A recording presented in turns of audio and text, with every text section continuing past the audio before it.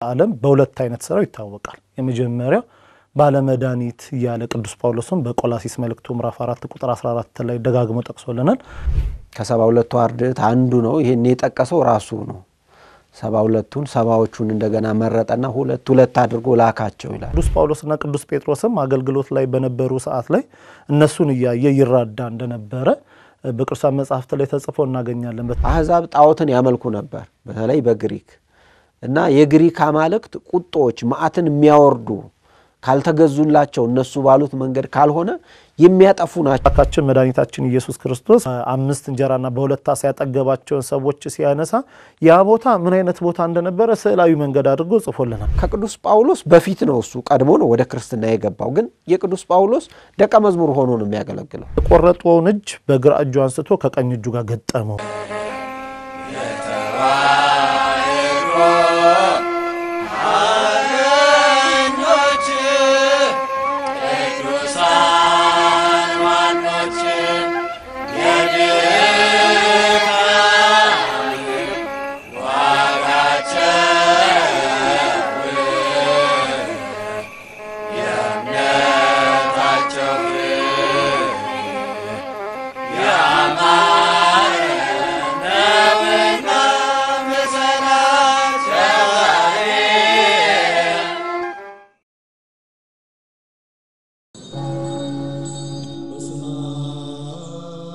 በዛሬው ዮሐንኖቻችን መርሃ ግብር የምናቀርብላችሁ ዋናችን በነገው ዕለት ከምናስባቸው ቅዱሳን መካከል አንዱ የሆነውን ከ72ቱ አርድእት ወገን ትሑቱን መንፈሳዊና ዓለማዊ ዕውቀትን አጣምሮ የያዘውን ወንጌላዊው ቅዱስ ሉቃስን ነው። ወንጌላዊው ቅዱስ ሉቃስ አንጾኪያ በምትባል ከተማ ተወልዶ ያደገ ነው። የቀደመ ሕይወቱ ሐኪም ነው፣ ባለመድኃኒት ይባላል። በወቅቱ ግሪኮ ሮማን የሕክምና በትምህርት የሚገኝ ነው እና ከአቴናና ከእስክንድርያ ሊቃውንት ነው የተማረው። በዚህ ሙያ እያለ ነው ወደ ክርስትና የተጠራው። ቅዱስ ሉቃስ የሚታወቀው እንግዲህ ከ72ቱ አርድእት ወገን የነበረ ነው። አስቀድሞ ከቅዱስ ጳውሎስና ከቅዱስ ጴጥሮስ ጋር ረጅም ጊዜ አገልግሎቱ አብሮ የነበረ ሰው ነው። አስቀድሞ በነበረው አገልግሎቱ ይታወቅበት የነበረው በዓለም በሁለት አይነት ስራው ይታወቃል። የመጀመሪያው ባለመድኃኒት ያለ ቅዱስ ጳውሎስም በቆላሲስ መልእክቱ ምዕራፍ 4 ቁጥር 14 ላይ ደጋግሞ ጠቅሶልናል። በፊልጵስዩስ መልእክቱ ምዕራፍ 1 ቁጥር 26 ላይ ለማንሳት ሞክሯል ቅዱስ ጳውሎስና። ይህ ቅዱስ ሉቃስ የሚታወቀው የመጀመሪያ አገልግሎቱ በሕክምና ይኖር የነበረ ነው። ሀገሩ የተወለደበት ቦታ ላይ እንግዲህ በሮም የሚሉ አሉ፣ በግሪክ የሚሉ አሉ። ሁለቱንም ቢይዙ የሚለይ አይደለም። ወገኑ አሕዛባዊ ወገን ስለነበር ከአሕዛብ ወገን ወደ አይሁድነት የመጣና በግሪክ በነበረችው ቤተክርስቲያን ሰፊውን ትምህርት የተማረ ሰው ነው። ከ72ቱ አርድእት አንዱ ነው። ይሄን የጠቀሰው ራሱ ነው። 72ቱን ሰባዎቹን እንደገና መረጠና ሁለት አድርጎ ላካቸው ይላል።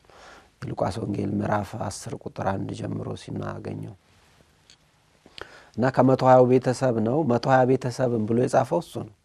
የሐዋርያት ሥራ ላይ ከ72ቱ አርድእት አንዱ ሆኖ ተመረጠ። መመረጡን እዛ ላይ ይናገራል። እነዚህ አርድእት ከሐዋርያት ጋር አብረው የሚሄዱ ናቸው። በመጀመሪያው ወደ ዓለም ሲላኩ ጌታችን ሲልካቸው ከዮሐንስ ጋር ወደ መቄዶንያ ግሪክ ሄደዋል። በዘመኑ አሉ ከሚባሉ የግሪክ እና በእስክንድርያ ይኖሩ የነበሩ መምህራን ጋር ቁጭ ብሎ የተማረ ሰው ነበረ። ሌላው ቅዱስ ጊዮርጊስ ዘጋስጫን በመጽሐፈ ሰዓታቱ እንደሚነግረን 7 ስዕላትን ያህል የሳለ በዋነኝነት ግን የሚታወቅለት ምስለ ፍቁር ወልዳ እየተባለ የሚጠራው በቤተክርስቲያናችን እመቤታችን ቅድስት ድንግል ማርያም ከተወደደ ልጇ ኢየሱስ ክርስቶስን አቅፋ ያለውን ስዕል የሳለው የቅዱስ ሉቃስ ነው። እንግዲህ ወደ አገልግሎትም ከመምጣቱ በፊት አስቀድሞ በነበረበት አይሁድነት አዲስ ነገር ለማወቅ ይጥር የነበረ ሰው ነው። በተለይ ጌታችን መድኃኒታችን ኢየሱስ ክርስቶስ መጥቶ አዲሲቱን ወንጌል የተባለችውን በአዲስ ኪዳን መዳን ሁላችን የተጠራንባት ቅዱስ ማቴዎስ በማቴዎስ ወንጌል ምዕራፍ 22 ቁጥር 2 ላይ አምላካችን በምሳሌ ያስተማረውን ትምህርት ጠቅሶ እንዳስቀመጠው ወደ ሰርግ ቤት ኑ የሚለውን አዲሱን ትምህርት እሱን ለማወቅ ይጥር የነበረ ገማልያልም ካስተማራቸው እንግዲህ ገማልያል የእውቀት ሀያቱ እያለ ይጠራዋል። በተለይ ኤጲፋኒዮስ የተባለ ቤተክርስቲያን ሊቅ በዚህ በቆላሲስ ላይ ያለውን ትርጓሜ ባስተማረበት ሆሜሊ ሆን ኮላሲስ ላይ ባስቀመጠበት በተለይ ምዕራፍ 4ን ሲተረጉም በሰፊው የሉቃስን ሕይወት ያነሳዋልና ቅዱስ ሉቃስን ሲያነሳው ከሁሉም ነገር የሚያመሰግነው ለትምህርት የነበረው ፍቅር ያደንቃልና በኋላም ቅዱስ ጳውሎስና ቅዱስ ጴጥሮስም አገልግሎት ላይ በነበሩ ሰዓት ላይ እነሱን እያየ ይራዳ እንደነበረ በቅዱሳን መጻሕፍት ላይ ተጽፎ እናገኛለን። በተለይ በዚህ አዋልድ እያልን በመንጠራቸው መጻሕፍት ላይ ዋናውን ወንጌሉንና የሐዋርያት ሥራን በሚተረጎሙበት ክፍል ላይ ቅዱስ ሉቃስን የሚያነሱት ከእውቀት አንጻር እጅግ በጣም እውቀትን ይፈልግ የነበረ ሰው ብዙውን ጊዜ በመማር ያሳለፈ በኋላ ግን የቅዱስ ዮሐንስም ደቀ መዝሙር ሆኖ ከእርሱ ጋር አብሮ ረጅሙን ሰዓት የተማረና የቅዱስ ዮሐንስ በረከት ያደረበት እንደነበረ ቅዱሳን መጻሕፍት ይነግሩናል። አገልግሎቱ እያገለገለ መጽሐፍትን ጽፏል። 2 መጽሐፍት ጽፏል። ወንጌላት 4 ናቸው። ከአራቱ 2ቱ የተጻፉት በሐዋርያት ነው። ከአርድእት ወገን ደግሞ የሉቃስ ወንጌልና የማርቆስ ወንጌል ከአርድእት ወንጌል የተጻፈ ነው። ሉቃስ ግን ወንጌልን ብቻ አይደለም የጻፈው፣ የሐዋርያት ሥራንም ጽፏል። የጻፈው ደግሞ በወቅቱ ባለስልጣን ለነበረው ታዎፊላ ይባላል በእኛ ቤተክርስቲያን። ቴዎፍሎስ ብሎ መጽሐፍ ቅዱስ ላይ ተጠቅሷል። ለሱ ነው የጻፈለት። ባለስልጣን ነው፣ አህዛብ ነው፣ ግሪካዊ ነው። እሱም ከአህዛብነት ነው የተመለሰው እና በግሪክ ነው የጻፈለት። የዕብራይስጥ ቃላትንም እየተረጎመ ከበሬታ ባለው መልክ ነው የጻፈለት። ሌላ ባለ ራእይ የሚልም ስም አለው። ባለ ራእይ ያሰኘው እንግዲህ በግሪክ ሉካስ ማለት ራእይን የሚመለከት ጠቢብ አዋቂ የሚል ትርጓሜ ስላለው ከዛ ጋር አያይዘው እንግዲህ የቤተክርስቲያን መምህራኖቻችን ቅዱስ ሉቃስን በእንዲህ ያለ ስም ይጠሩታል። ሌላ በግሪክ ራሱ ሉካስ ማለት ብርሃናዊ ወይም ብርሃንን የያዘ ማለት ነው። በኋላም በአዲስ ኪዳን እንግዲህ ረጅሙን ወንጌል በጨለማ ለነበረችው ዓለም በማድረሱ ሊቃውንተ ቤተክርስቲያን ይህንን ስም ከግብሩ ጋር የገጠመለት እያሉ ያነሱታል። ሌላው ሉቃስ ማለት ራሱ እንግዲህ በአቴና ሰዎች መካከል ይኖር የነበረ በአሕዛብና በክርስቲያኖች መካከል ድልድይ የሆነ ለማለት ድልድይ እያሉ ስም ይጠሩት ነበር ይላልና በኋላም የምናነሳው ክፍላችን ላይ በተለይ በዚህ በሉቃስ ወንጌል ትርጓሜ ወይም ትንታኔ ላይ ስንመጣ ከሚያስመሰግኑት ነገሮች መካከል አንዱ እና ትልቁ ነገር ለአሕዛብ ድልድይ የነበረ ሰው ነው። እንግዲህ ሮም ላይ ቁጭ ብሎ ግሪክን አውቆ የግሪክ ዕውቀት የነበረው የሮማዊ ዕውቀት የነበረው ኢቭን የዕብራይስጥ ዕውቀት የነበረው ሰው ሆኖ ወንጌሉን የጻፈበት ክፍል ግን ራሱ በግሪክ ይኖሩ የነበሩ አሕዛቦችን ወደ ቤተክርስቲያን ለመመለስ የተጻፈበት ስለሆነ በእኛና በክርስቲያኖች መካከል በእኛና በክርስቶስ መካከል ድልድይ ሆንከን ሲሉ ስመ ትርጓሜውን በዚህ ያነሱታል። ቅዱስ ሉቃስ የጌታችንን ከብስራት ጀምሮ ያለውን የሚተርክ እሱ ብቻ ነው። ብስራትን የሚጨምረው እመቤታችን በብስራተ ቅዱስ ገብርኤል እንደጸነሰችው ያለውን እስከ ሕይወቱን የጌታችንን ሙሉውን አስተምሮውን ተልእኮውን ይዘረዝርና ከእርገት በኋላም እንኳን እንደገና ያለችውን ቤተ ክርስቲያን ከባለ 50 በኋላም ያለውን የሚተርከው ቅዱስ ሉቃስ ነው እና ይህንን ቅደም ተከተሉን ተከትሎ የቤተ ክርስቲያንን ታሪክ ከዛ በኋላስ የሚለውን በትክክል የምናገኘው ቅዱስ ሉቃስ የጻፈው ላይ ነው። ሐዋርያት አስተምህሩ፣ አጥምቁ፣ በአብ በወልድ በመንፈስ ቅዱስ ስም አጥምቁ፣ ወደ ዓለም ሁሉ ሂዱ እያለ ያስተማራቸውን ትእዛዙን የት ነው ታዲያ ይሄን የፈጸሙት ብለን ስንጠይቅ የምናገኘው ቅዱስ ሉቃስ የጻፈው የሐዋርያት ሥራ ላይ ነው እና ቅዱስ ሉቃስ ይህንን ሲጽፍ ሙያው ጋር የተሳሰረ አርጎ ነው የሚጽፈው። ገላጭነት እንደ ስዕላዊ መልክ እያደረገ በሕክምና አገላለጽ ለምሳሌ ስለ ደጉ ሳምራዊ የጻፈው እሱ ብቻ ነው። የሉቃስ ወንጌል ምዕራፍ 10 ቁጥር 33 ጀምሮ ሲገልጠው ደብድበውት ይላል። ወንበዴዎች ደብድበውት የወደቀውን ልብሱን ገፈውት በሞትና በሕይወት መካከል ተውት ይላል። ታዲያ ያ ደጉ ሳምራዊ መጥቶ ተንከባክቦ ይዞት ዘይት እንደገና ደግሞ ወይን አፈሰሰለትና ቁስሉን አሰረው ይላል። ይሄ የሕክምና ሙያን ነው። እንደዚህ ያለ ይገልጣል እና ቅዱስ ሉቃስ በዚህ አገልግሎት ላይ የነበረ ነው። ሐዋርያትን ስንመለከት ከሐዋርያትን በኋላ የተነሱ አርድእትን 36 ቅዱሳንም አንስት ስንመለከታቸው ሁሉ በቤተ ክርስቲያናችን በተለያየ አይነት አጠራር ይጠራሉ እና ቅዱስ ኤጲፋኒዮስም ስለ ቅዱስ ሉቃስ አጠራር ሲናገር በተለየ አጠራር የተጠራው ሐዋርያ እያለ ነው የሚጠራው። እንግዲህ እነ ቅዱስ ጳውሎስ የተለየ የሚባል አጠራር አላቸው። ቅዱስ ሉቃስም በነዛ ልክም ባይሆን ራሱን የቻለ የተለየ አጠራር ነው የተጠራው። እንግዲህ የተጠራው ሕክምና ላይ ያለን የተጠራው እንግዲህ በምድር ላይ ያለ የሰውን ስጋ የምታክም አንተ በኋላ ግን እንግዲህ ምራዩን አገልግሎት ሌሎች የሚያገለግሉት ስላሉ በጨለማ ላሉ በጨለማ ህመም በኃጢአት ህመም ለታመሙ በጉስቁልና ላሉ ለነፍሳቸው መድኃኒት ትሆናለህ ብሎ መንፈስ ቅዱስ ልቡን አነሳስቶ አስቀድሞ ወደ ቅዱስ ዮሐንስ መጥቶ በሱ ዘንድ ረጅሙን ጊዜ እንዳሳለፈና እንግዲህ ይህንን ማጠራሩን ያውቀው ስለነበረ የነበረውን ነገር ሁሉ ትቶት አልመጣም። ከቤተ ክርስቲያን ዕውቀት ጋር እያገናኘ በተለይ በኋላ እንመለስበታለን በሕክምናው ዘርፍ ላይ እጅግ በጣም የሚገራርሙ ግኝቶችን ያገኘ ከመንፈስ ቅዱስ ጋር በመሆኑ ወንጌሉን ሲያስተምር ሐዋርያት በነበሩበት ጊዜ እንግዲህ በደዌ ይመቱ የነበሩ አዳዲስ ምዕመናንን ያክም ነበርና ሕክምናው ሙሉ ለሙሉ ሳይተው ነገር ግን ሕክምናውንም ይዞ ወንጌላዊ ጸሐፍ ሰባኪ ሆኖ ወደ ቤተ ክርስቲያን መጥቷል። የሐዋርያት ጴጥሮስና ጳውሎስ አገልጋይ ሐኪሙ ሰዓሊውና ጸሐፊው ቅዱስ ሉቃስ ቅዱስ ጴጥሮስና ጳውሎስ ከተገደሉ በኋላ በሮሜ ሀገር በጣዖት አምላኪያን መካከል ስለ ክርስቶስ ፍቅር ያለምንም ፍራቻ ብቻውን ወንጌልን ያስተማረና ይጽፍ የነበረ በአንድ ጊዜ ስብከቱም ብዙ ተከታዮችን ያፈራ በንጉሥ ኤሮን ፊትም በሐሰት ተከሶ በቀረበ ጊዜ እኔ ለጌታችን ኢየሱስ ክርስቶስ ሐዋርያው ነኝ ሲል የመሰከረ በእምነት ጽናቱም በርካታ ተጋድሎን የተጋደለ የንጉሥ ኤሮን ጋሻ ጃግሬዎችን ባሰቃዩት ጊዜ ድንቅ ተአምራትን ያደረገ በተአምራቱም ዳቢሎስን ድል በማድረግ ጣዖት አምላኪያን ነገሥታትና ተከታዮቻቸውን ያሳፈረው ወንጌላዊው ቅዱስ ሉቃስ በመንፈሳዊ ሕይወቱ ሌላ እጅግ ከሚመሰገንበት ነገር አንዱ በመቄዶንያ ባለችው ቤተክርስቲያን ቅዱስ ዮሐንስ ሲያስተምር ከግማሹ በላይ ያለውን ክፍል ለቅዱስ ሉቃስ እንግዲህ በዚህ በወንጌላችንም ሁለት ሁለት አድርጎ ላካቸው የሚለውን የመጀመሪያውን አገልግሎት ቅዱስ ዮሐንስ ሲሄድ ከ72 አርድእት ወገን ለቅዱስ ዮሐንስ የተሰጠው የቅዱስ ሉቃስ ስለነበረ እዛም በሄደበት ቦታ ላይ ረጅሙን ሰዓት በማስተማር ይታወቅ ነበር እና ቀን ቀን አብራቸው ስራ እየሰራ ማታ ማታ ግን ረጅሙን ሰዓት በትምህርት እያስተማራቸው ሌሊትም ለጸሎት እየቀሰቀሳቸው የጸሎትን ሕይወት ከተግባር ልምምድ ጋር ያገናኘ ነውና ሊቃውንተ ቤተክርስቲያን ቅዱስ ሉቃስን ሲያነሱት ከሌሎቹ ሐዋርያት ምን ይለዩዋል ቢሉ አብሮ ከነርሱ ጋር በጸሎት ይተጋ ነበር፣ በስራ ይተጋ ነበር። በኋላም ጸሎት እያደረገ ቅዱስ ቁርባን ያቀርባቸው ነበር። በእጁ በኋላ በሰማዕትነት 477 ሰዎች ከዛ አስቀድሞ ግን 3000 ሰዎች በአንድ ጊዜ ስብከቱ ደግሞ 2870 የሚያህሉ ወደ ቤተ ክርስቲያን መጥቷል። ይህን ቅዱስ ኤጲፋኒዮስ በደንብ የሚያነሳው ስለሆነ የበለጠ ከቅዱስ ጳውሎስ ጋር ሆኖ ከነ ቅዱስ ማርቆስ ጋር ሆኖ ብዙ ቦታ ተዟዙሮ አስተምሯል። ይሄን እያስተማረ ከቅዱስ ጳውሎስ ጋር እየሄደ በእስር ቤት ሲሆን ደግሞ ይጽፍ ነበር። ቅዱስ ጳውሎስ ወደ እስር ቤት እያለ እርሱ ይጽፋል። አገልግሎቱ በማስተማርም በመጻፍም ነው።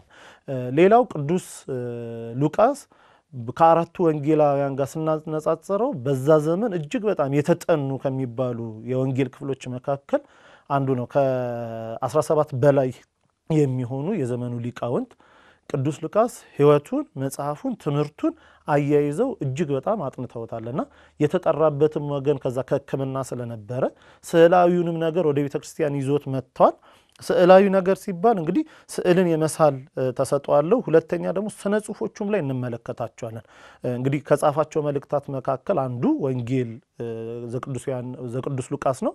ሁለተኛ የሐዋርያት ሥራ ነውና ሁለቱም ላይ ስንመለከታቸው ከሌሎቹ ጸሐፍት በተለየ መልኩ ስዕላዊ የሆኑ ነገሮች ከሳች የሆኑ ወንጌሉን ስናነብ ቦታውን ጊዜውን በምን አይነት አካሄድ እንደነበረ እጅግ አድርጎ ስዕላዊ በሆነ መንገድ ይጽፍ ነበርና ይሄ ከየት እንደመጣ ይነግረናል። ሌላ ሆሜርም የተባለ ጸሐፊ ስለ ቅዱስ ሉቃስ ሲነግረን ወደ መንፈሳዊ ሕይወት ከተጠራ በኋላ ትልቁ አገልግሎት የነበሩ ሰዎች እሱን ይመስሉ እንግዲህ ለወንጌሉ ሩቅ የነበሩ ክርስቶስ በመጣ ጊዜ ያንን ወንጌል ያላገኙ የነበሩ ሰዎችን ወደ ቤተክርስቲያን የመጥራት እጅግ በጣም ፍላጎት ስለነበረው ቋንቋቸውን ሁሉ ያጠና ነበረ። እንግዲህ ለሐዋርያት 71 ቋንቋ ተሰጥቷቸዋል። ለሐዋርያት ይናገሩት ከነበረ አንድ ሌላ 71 ቋንቋ ተሰጥቷቸዋል። ቅዱስ ሉቃስም የዚህ በረከት ተካፋይ ነበረ።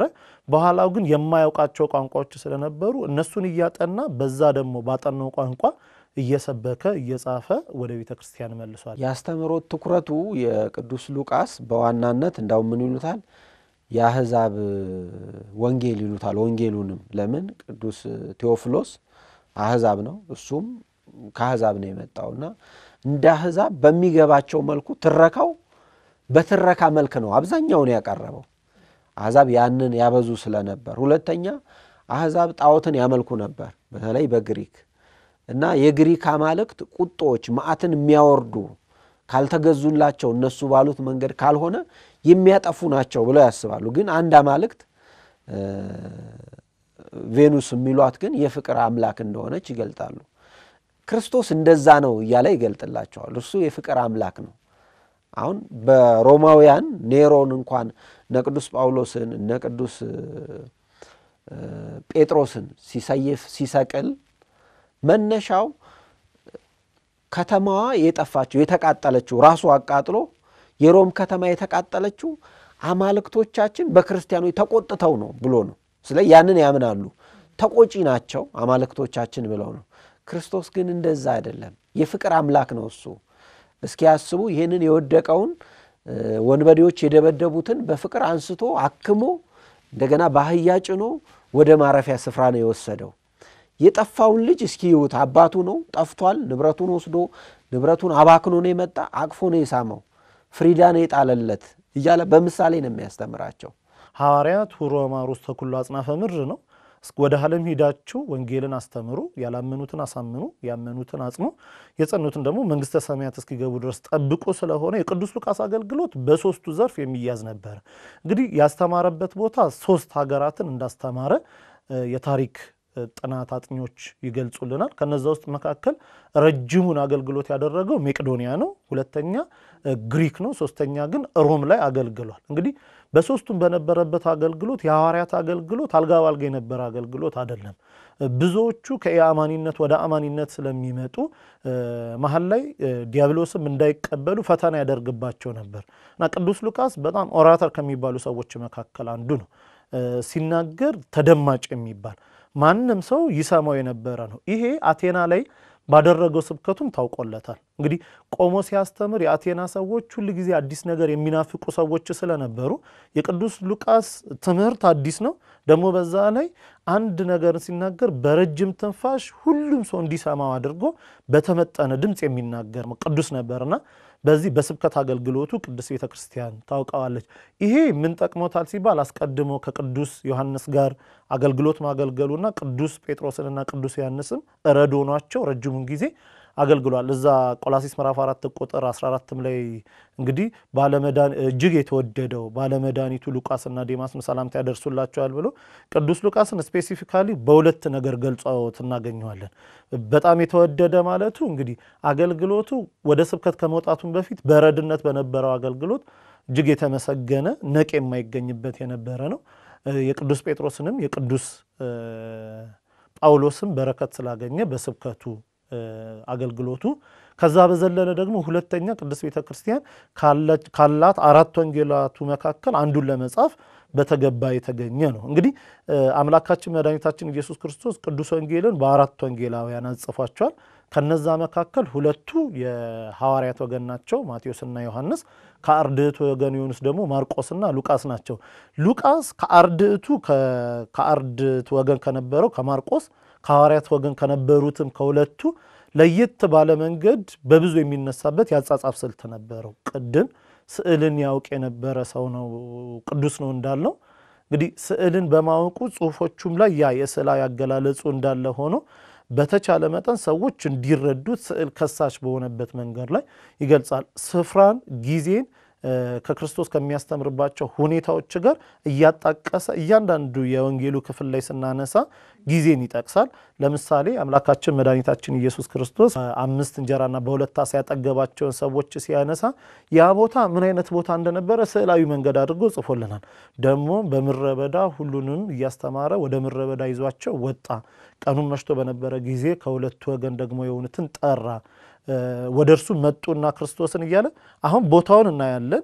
ከከተማ ሲወጡ ወደ ምድረ በዳ እንደሄዱ እናያለን። ደግሞ እንደመሸ እንመለከታለን። ደግሞ ክርስቶስን መጥተው ሲጠይቁ የነበሩ ከአሕዛብ ወገን የነበሩ ከሐዋርያት ወገን የነበሩ ሁለቱ መጥተው ጌታ ሆይ መሽቶ ስለነበረ ስላለ ሕዝቡን የምናበላው ምግብ ስለሌለን አሰናብቶ አለ እያለ እንግዲህ ቦታው ላይ ሆነን እንድናስብ የሚያደርግ አይነት ያጻጻፍ ይሄኛው የት ላይ እንመለከቷለን ከተባለ ግብረ ሐዋርያትም ላይ እንመለከቷለን። ብዙዎቹ ቦታ ላይ ምን ያህል ሰዎች እንደነበሩ ያ ድርጊት ሲከናወን አንዳንድ ቦታ ላይ እንደውም የአየር ጠባዩ ሁሉ እስከ መግለጽ ድረስ ሰዎች እዛ ስሜት ላይ አብረው እንዲገቡ የማድረግ የነበረው ልምድ የነበረው ነው። መንፈሳዊ አገልግሎቱ ይሄ ብቻ አልነበረም። እንግዲህ እስከ ሰማዕትነት በደረሰ አገልግሎቱ በሰማዕትነቱ ብዙዎችን የጠራ ሰው ነው። ቅዱሳን አንስትንም በቅዱስ ወንጌሉን ደጋግሞ ያነሳቸዋል። ኋላ እንመጣበታለን።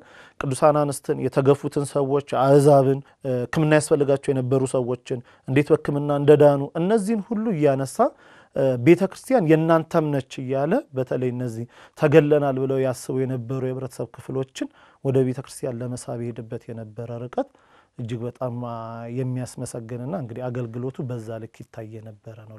ስለ ቅድስት ድንግል ማርያም፣ ስለ ቅድስት ኤልሳቤጥ፣ ስለ ቅድስት ሐና ወለተ ፋኑኤል፣ ስለ ሌሎችም ቅዱሳት አንስት ላይ ትኩረቱን አድርጎ ስለጻፈ ሴቶችን ማዕከል ያደረገ ወንጌል ብለውም ይጠቅሱታል። በሶስተኛ ደረጃ ደግሞ የጸሎት መምህር ነው ሉቃስ ይሉታል። ሰባኬ ጸሎት ነው። አሁን የሉቃስ ወንጌል ላይ እመቤታችን ጸሎት ድርሰት የራሷ እንዳላት የጻፈው የጸለየችውን ቃል በቃል የጻፈልን እሱ ነው። እመቤታችን ጸሎት ቅዱስ ሉቃስ ጽፎታል። ጌታችን እንደጸለየ ጽፏል። ያ ቀራጩና ፈሪሳዊው ጸሎት ጋር እንደሄዱ ጽፏል። ስለ ጸሎት በትኩረት ጽፏል። ያ ብቻ ሳይሆን በሉቃስ ወንጌል ምዕራፍ 2 ቁጥር 37 ላይ ደግሞ 84 ዓመት ሙሉ ይላል። በጣም የሚገርመው እቺ መበለት ሆና በቤተ መቅደስ ሌትና ቀን በጾምና በጸሎት ታገለግል ነበር ብሎ ጾም ጸሎትን በተለይ ጸሎትን ትኩረት አድርጎ የጻፈ ነው። ምንም ላይ ትኩረት አድርጎ ይጽፍ ነበር የሚለውን በተለይ ትርጓሜ ወንጌላችንም ይሄንን ያነሳል። ከነዛ መካከል እንግዲህ የተጻፈው በግሪክ ነበር የሚለውን ቅድሚያ መያዝ ያስፈልጋል። ሁለተኛ ሮም ውስጥ ቁጭ ብሎ ነው የጻፈው። የተጻፈለትም ዓላማ ዋናው በግሪክ ይኖሩ ለነበሩ አሕዛብና አዲስ ነገር መስማት ይፈልጉ ለነበሩ በዘመኑ የነበረውን ፍልስፍና ወደ ልቦናቸው ላስገቡ ሰዎች ስለነበረ ያንን አፍርሶ አዲስ አምድ ብርሃን የመትከል አይነት አጻጻፍ ነውና አትኩሮቱ የመጀመሪያ እንግዲህ ቅዱስ ሉቃስ ሰባኬ መንፈስ ቅዱስ ይባላል። ከሌሎቹ በተለይ ከሌሎቹ እያልን ስናነሳ ከሶስቱ ወንጌላውያን በተለየ ስለ መንፈስ ቅዱስ ሥራ መንፈስ ቅዱስ እንዴት አድርጎ ይሰራ እንደነበረ በቅዱስ ወንጌሉ ላይ ተደጋጋሚ ቦታ ሰባኬ መንፈስ ቅዱስ እያሉ ያነሱታል። ሁለተኛ እንግዲህ የአሕዛብም ወገን የአሕዛብ ወዳጅ የአሕዛብ ወንጌል እየተባለም የቅዱስ ሉቃስ ወንጌል ይጠቀሳል። ለምን ከተባለ ስለ ሁለት አብይ ምክንያት ነው። የመጀመሪያው የተጻፈው ለአሕዛብ ስለነበረ ነው ቅድም እንዳነሳ ነው። ሁለተኛ ግን በቅዱስ መጽሐፍ ላይ የተጠቀሱ ብዙዎቹ ከአሕዛብ ስለተመለሱ ሰዎች ይነግረናል። ስለ ሴቶች ለምሳሌ አሕዛብ ሆነው በሴትነት የነበሩ ሰዎች እንግዲህ ያቺ ደም ይፈሳት ስለነበረችም ሴት በጠቀሰልን ሰዓት ላይ ራሷ ስለ ማርያምን ተፍረት እንዴት በነበራት ስለ ናይን ስለ እነዚህ ሴቶች ሲገልጽ አሕዛብ ሆነው ወደ ቤተ ክርስቲያን የመጡበትን መንገድ ክርስቶስ ስላደረገላቸው ነገር አሕዛቦችን እየጠቀሰ ሌሎቹ እንግዲህ አይሁድ እዛው ገሊላ ላይ ስለተደረጉ ነገሮች ሲጽፉ እንመለከታለን። ኢየሩሳሌም ላይ ስለነበረው ነገር ይነግረናል። ብዙዎቹ አይሁዳውያን የሆኑትን ሰዎች ይጠቅሷቸው ነበር። ቅዱስ ሉቃስ ግን ሲጽፋቸው የነበረ ከአሕዛብ ወገንም የሆኑት ተአምር የተደረገላቸው ሰዎች ይጽፍ ነበር። ሌላ ወንጌሉ ወንጌላ አንስትም እየተባለ ይጠራል። ብስራት መበስርም ይባላል። ብስራትን የጻፈው የጌታችን ጽንሰቱን ብስራቱን የጻፈው ቅዱስ ሉቃስ ብቻ ነው። ከብስራቱ ጀምሮ ስለጻፈው ያንን ትኩረት አድርጓል። ቅዱሳንን እያከበረ ነው። ቴዎፍሎስን በጣም በትህትና በከበረ ቃል የከበርክ ቴዎፍሎስ ሆይ እያለ ይጽፋል። የሉቃስ ወንጌል ምዕራፍ 1 እስከ 4 ያለው ቁጥር 1 እስከ 4 ያለውና የሐዋርያት ሥራ ምዕራፍ 1 ቁጥር 2 ድረስ ያለው ተመሳሳይነት አለው የሚጀምርበት ቃሉ። ይህንን ማዕከል ያደረገ ነው። በየምዕራፉ አምላካችን መድኃኒታችን ኢየሱስ ክርስቶስ ያስተማራቸውን ትምህርቶች የኤልሳቤጥና የዘካርያስ የእመቤታችንን ጸሎት እመቤታችን በወለደችው ጊዜ ስለነበረው ነገር ጌታችን ስለጎበኛቸው ሴቶች ስላዳናቸው ሰዎች ስለ 10 ለምጻሞች ታሪክ በቀኝ ስለተሰቀለው ወንበዴና ስለ ኤማሁስ መንገደኞች ከሌሎቹ በተለየ መርጦ ብቻውን ያስቀመጠበትን ነገር እናነሳለን። ሲጀምር በትንሣኤ ይጀምራል ወንጌሉ፣ ሲያልቅ ደግሞ በእርገቱ ይጨርሳልና ወንጌሉ እነዚህን ቦታዎች ስፔሲፊካሊ አንስቷቸው እናያለን ማለት ነው። በምድር በነበረው ተጋድሎቱ እንግዲህ የመጀመሪያ ትልቅ ተጋድሎ ያደረገው ከአይሁዳውያን ወገን የነበረበትን የአካል መደብደብ ሙሉ ትምህርቱን አንቀበልም እያሉ ያስቸግሩ ነበርና አካሉን እስከ መደብደብ ደርሷል። መቄዶንያን በነበረበት ጊዜ እየሰበከ በመንገድ ያገኛቸው የነበሩ ሰዎች እንግዲህ ትምህርቱን ባለመቀበል ወይም ደግሞ ያደርገው የነበረውን ታምራት በእግዚአብሔር መንፈስ አያደርገውም ብለው ያስቡ ስለነበረ እርሱን እስከ መደብደብ የደረሰ መንፈሳዊ ተጋድሎ ነበረው። በኋላም ግን እንግዲህ አገልግሎቱን ፈጽሞ ወደ ሮም በተመለሰም ጊዜ ቅዱስ ጴጥሮስና ቅዱስ ጳውሎስ ካረፉ በኋላ እንግዲህ ረጅሙን አገልግሎት ያገለገለው እዛ ነው። በኋላ እዛ የነበሩ አይሁዳውያን ግን ከሰውት ይዘውት መጥቶ ነበር። ክሱ እንግዲህ የሐሰት ክስ ነው። አምላካችን መድኃኒታችን ኢየሱስ ክርስቶስን በከሰሱበት ልክ ነው የከሰሱት። ያን ጊዜ ድውያንን ይፈውስ ነበር፣ የሞቱ ሰዎችን ያስነሳ ነበር፣ ጉንድሾችን አንካሶችን እግራቸውን እየፈወሳቸው ይሄድ ስለነበር ይህንን በአጋንንት ስም ያደርጋል ብለው ከሰውት ነበር እና ያኔ በኔሮን ፊትም ቁጭ ቆሞ ኔሮንም ቁጭ ብለው ሲጠይቀው ይህንን ያደረግኩትኝ በእግዚአብሔር መንፈስ ነው በኢየሱስ ክርስቶስ በአምላኬ በሰጠኝ ነው እንጂ በማንም በጥንቁልና ያደረግኩት አይደለም ብሎ መልሶለት ነበርና ያን ጊዜ እጁን እየጻፍክ የምታስተም ብዙ መልእክታትን ይጽፍ ስለነበረ በመልእክታቱ ያበረታቸው ስለነበረ እጁን ቆርጠውበታል ይላልና ያንን እጁን ሲቆርጡበት የቆረጠውን እጅ በግራ እጁ አንስቶ ከቀኝ እጁ ጋር ገጠመው። ከዛም በኋላ ያንን ምትሃት አይተው ብዙዎች ይሄ ምትሃት ነው ይሉ ነበር። ያ ተአምር ነው አምላክ ማን ነው ወንጌላዊ ቅዱስ ሉቃስ ያደረገው። ያንን ተአምር ግን እንግዲህ እንዳለመቀበል እያደረጉ ብዙ ደብድበውት ሲያበቁ በኋላ በሰማዕትነት እንዲያርፍ ሆኗል። በ84 ዓመቱ በሰማዕትነት ነው ያረፈው። የሚደንቀው ግን በሰማዕትነት ሲያርፍ የእሱን ሰማዕትነት ተመልክተው ወታደሮች የነበሩ እሱን ለመግደል ተሰብስበው የነበሩ የመኳንንት ሚስት የነበሩ ሰዎች በእርሱ ትምህርትና ጥባቱ ስለ ክርስቶስ በነበረው ጥባት ፍቅር የተነሳ ሰማዕትን ሞትን እስከምንም ድረስ አለመቁጠሩን ተመልክተው 477 የሚያሉ ሰዎች ወደ ቤተ ክርስቲያን ተመልሰው በዛችሁን ቀን ሰማዕትነትን ተቀብለው እናገኛለንና ይህንን ቅድስት ቤተ ክርስቲያን ጥቅምት 22 ቀን ያመሰየፉ መታሰቢያ ሆኖ ይነገርለታል ቅዱስ ሉቃስ። በትምህርቱ በጻፈው ወንጌልና በሚሰላቸው ቅዱሳን ስዕላቱ በርካታ ነፍሳትን ከጨለማ ወደ ብርሃን ከሞት ወደ ሕይወት ያመጣው ወንጌላዊው ቅዱስ ሉቃስ ከዚህም ዓለም መውጫው እንደደረሰ ባወቀ ጊዜ ወደ ባህር ዳርቻ ሄደ። አሳ የሚያጠምድም አንድ ሽማግሌን ባገኘ ጊዜ መጽሐፍቶቹንና ደብዳቤዎቹን በመስጠት ወደ እግዚአብሔር መንገድ መርተው ያደርሱሃልና ጠብቃቸው ሲል የሃይማኖት መጽሐፍትን ካበረከተልን የክርስቶስ የልብ ሰው ከወንጌላዊው ቅዱስ ሉቃስ ሕይወት እኛ ምን እንማር ይሆን? በረከቱ ይድረሰን። ከቅዱስ ሉቃስ ምን እንማራለን? 3 ነገሮችን አንስቼ ልጠቅልለው። የመጀመሪያ ከቅዱስ ሉቃስ የምንማረው በተለይ በእኛ ዘመን ላለን ሰዎች ለሁላችንም ብዙ ጊዜ በዓለማዊ ቦታችን ከፍ እያልን ስንመጣ ከቤተክርስቲያን እንርቃለን።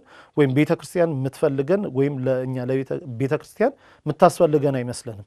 ቅዱስ ሉቃስ እውነት ለመናገር በዘመኑ አሁን ባለው የትምህርት ደረጃ ብንሄድ በሕክምና ዘርፍ እስከ ፒኤችዲ የደረሰ ትምህርት የነበረ ሰው ነው። ምናልባት እንደው ካላጋነንም የሬኒተስ ፕሮፌሰር ደረጃ የደረሰ ሰው ነበረ። ግን የክርስቶስን ቃል በሰማ ጊዜ ቀጥታ ወደ ቤተክርስቲያን ነው የመጣው።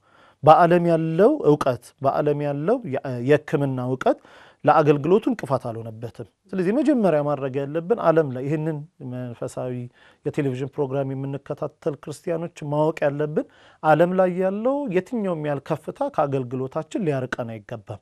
ይልቁንም ግን በሙያ ቤተክርስቲያንን ማገልገል ከቅዱስ ሉቃስ መማር ያስፈልጋል። ቅዱስ ሉቃስ ወንጌላዊ ነበር፣ ሲታመሙ ያክም ነበር። እንግዲህ ደግሞ ሰዓት በነበረው ጊዜ አሁን ዛሬ ለጸሎት እንደ ቅዱስ ታቦቱ ላይ የሚቀመጠው የእመቤታችንን ስዕል እስከ መሳል ያደረሰው እኮ ያንን ዓለም ላይ የነበረውን ዕውቀት ወደ ቤተክርስቲያን ይዞ መጥቶ ያንን ግን የዓለማዊን ቤተክርስቲያን በዓለማዊ ያለንን ዕውቀት በቤተክርስቲያን ሞረድነት እየሞረዱ ለቤተክርስቲያን ማምቃት ያስፈልጋል። የቅዱስ ሉቃስ የእመቤታችን ስዕል ቅዱስ ሉቃስ የሳላት የምትባለው የመጀመሪያው እንግዲህ እዚህ ሀገራችንም ውስጥ ተድባበ ማርያም ዋሸራ የሚባሉ ቦታዎች ላይ እንዳለ በስፔንም ደግሞ እንደዚሁ ቅድስት ማርያም ካቴድራል እንዳለ የሚነገርለት ነው። እሱን ስዕል ስሏል። እንደገና ደግሞ የሕክምና ባለሙያ ነው። ዓለም ውስጥ እንደዚህ የምንተዳደርባቸዋለን የምንላቸው ሙያውን ቢኖረው ግን ደግሞ ህይወቱን መንፈሳዊ ጋር ያስተሳሰረ ነው። ይሄ ለአሁን ላለ ነው ለእኛ ያስተምረናል።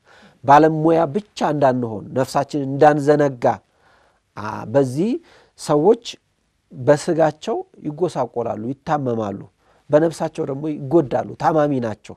ቅዱስ ሉቃስ ስጋንም ነፍስንም የሚያክም ሆኖ ወደ አገልግሎት የመጣ ነው። ነፍሱን ያረሳ በስጋም ደግሞ ሙያ የነበረው ነው። አሁን ላይ ያለው ትውልድ በየትኛው ሙያ ሆኖ ክርስቲያን መሆን እንደሚችል አማኝ መሆን መጽደቅ እንደሚችል ከዛም አልፎ አገልጋይ መሆን እንደሚችል ይናገር። ቅዱስ ሉቃስ ነው ይሄንንም የጻፈው። መጥምቀ መለኮት ቅዱስ ዮሐንስ እያጠመቀ ያለ አይሁድን ይተቻቸው ነበር። እናንተ ጸሐፍት ፈሪሳውያን የፉኝት ልጆች ናችሁ እና ከሚመጣባችሁ መቅሰፍት እንድትድኑ ማን የነገራችሁ እያለ ሲነግራቸው ህዝቡ ምን እናድርግ ይሉታል። እና ለሌላው ስጡ አካፍሉ፣ ሁለት ያላችሁ ለሌላው አካፍሉ ይልና በተለየ ትኩረት አድርገው ግን በወቅቱ ህዝቡ ቀራጮችንና ወታደሮችን ኃጢአተኛ አድርጎ ነው የሚቆጥራቸው። እና ሁለቱም ቀረቡ ጭፍሮችና ቀራጮች እኛስ ምን እናደርጋሉት ይላል። ስራችሁን ተውታል አላቸው። ስራችሁን ያዙት ግን በአግባቡ አድርጉት። ከታዘዘላችሁ በላይ አታስከፍሉ ቀረጥ፣ ከታዘዘላችሁ በላይ አታድርጉ፣ በስነ ምግባር አድርጉት። ስራችሁን ስትሰሩ እግዚአብሔር በሚወደው መንገድ አድርጉት እንጂ ስራችሁንማ እየሰራችሁ ነው። ክርስቲያን መሆን የምትችሉ የምትጠመቁ የምታገለግሉ አላቸው። ወታደሮችም ሄዱ። እኛስ አሉት በሰዎች ላይ ግፍ አትስሩ፣ ደሞዛችሁም ይበቃችኋል፣ አትክሰሱ ሰውን በሐሰት አለና ነገራቸው። በዚህ ሙያ ውስጥ እሱ ራሱ ባለሙያ ነው። ያን ሙያ ደግሞ እየኖረ እየሰራበት እንደገና ደግሞ መንፈሳዊ አገልግሎትን ያገለግል ነበር። ቅዱስ ዮሐንስም ለአይሁድ ለጸሐፍት ለፈሪሳውያን የነገራቸውን ጠቅሶ ጽፎታል። የሉቃስ ወንጌል ምዕራፍ 3 ላይ የምናገኘው ነው።